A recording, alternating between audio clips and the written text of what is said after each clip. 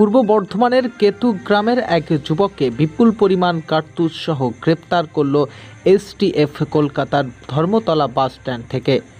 সোমবার যুবকের বাড়িতে খবর পৌঁছাতেই হতবাক সকলেই। রবিবার কলকাতার ধর্মতলা বাস স্ট্যান্ড থেকে বিপুল পরিমাণে কার্তুজ সহ পূর্ব বর্ধমান কেতু গ্রামের রামকৃষ্ণ মাঝি নামে এক যুবককে গ্রেপ্তার করে কলকাতা পুলিশের এসটিএফ। ধৃতের বয়স ২৬ বছর। ধৃত যুবকের বাড়িতে সোমবার খবর পৌঁছাতেই কেউ বিশ্বাস করতে পারছেন না ওই যুবক এই কাজের সঙ্গে যুক্ত থাকতে পারেন।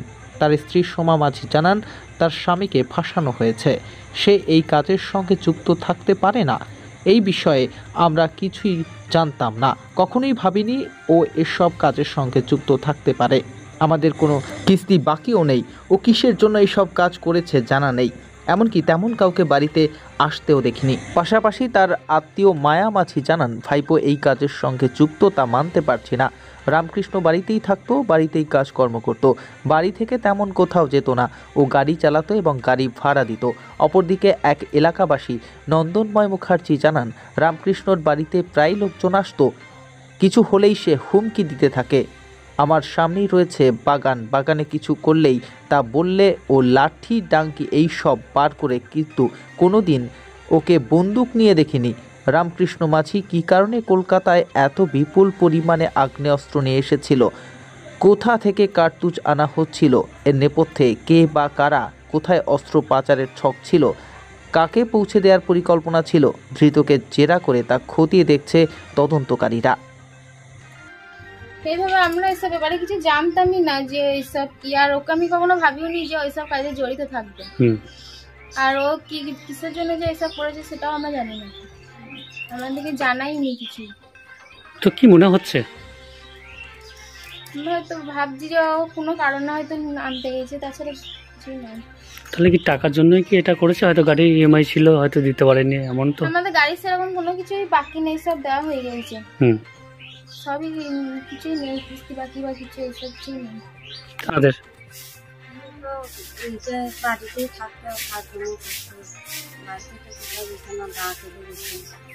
আর এমনিভাবে আমি কোনোদিন দেখি না, আমি কাজে যাওয়া দেখি, কোনোদিন আসা যাওয়া কিছু কোনো কিছু করা দেখি না। বাড়িতে লোকজন নিতে শুতে খারাপ হতো, দেখিনি। বাড়িতে কিসের কাজ করতো? বাড়িতে গাড়ি চালাইতো। লোক দু চারটে আসতো। কার বাড়ি? এবার রামকৃষ্ণ বাড়ি আসতো।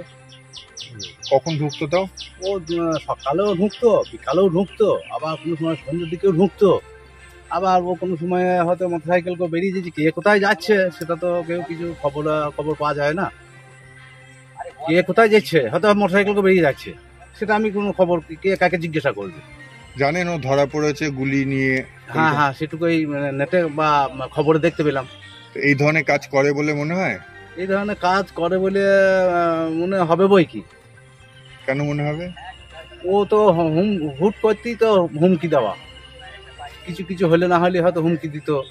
বা আমার হয়তো ওদের যে বাগানে, এই সামনে বাগানে এলে পরে কোনো কিছু করলে পরে বলতে খালি লাঠি টাঙি এই সমস্ত বার করা।